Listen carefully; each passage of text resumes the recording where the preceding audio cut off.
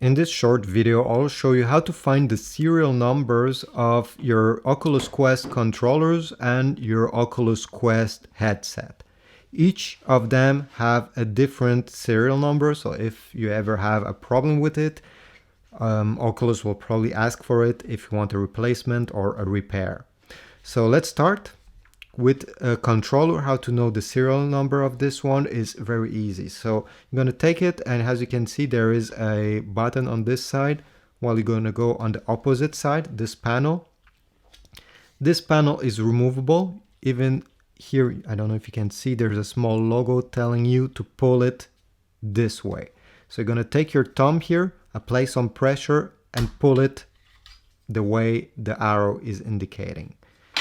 This will reveal the battery. You'll need to remove it. If you have nails, even though I don't have big nails here, you should be able to remove it. If not, you can use a small tool. Remove the battery, and there'll be a QR code here in the corner.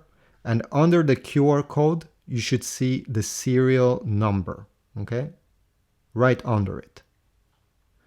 Now, if you want to see the serial number of the other controller, it will be the same exact way. You have to remove the panel on the opposite side of this. Just pull it down and do the same thing.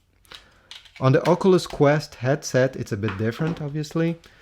I'm going to take it, and the serial number is located on this side, on this part, but it's very hard to see this way. To do so, all you have to do is to remove the strap part here. And if you've never done this before, it's very easy. You're going to take, again, your thumb, put it on this plastic part and push up while twisting slightly. You won't break anything. It's held by some clips. So this will reveal the other serial number. It's again located right under the QR code here.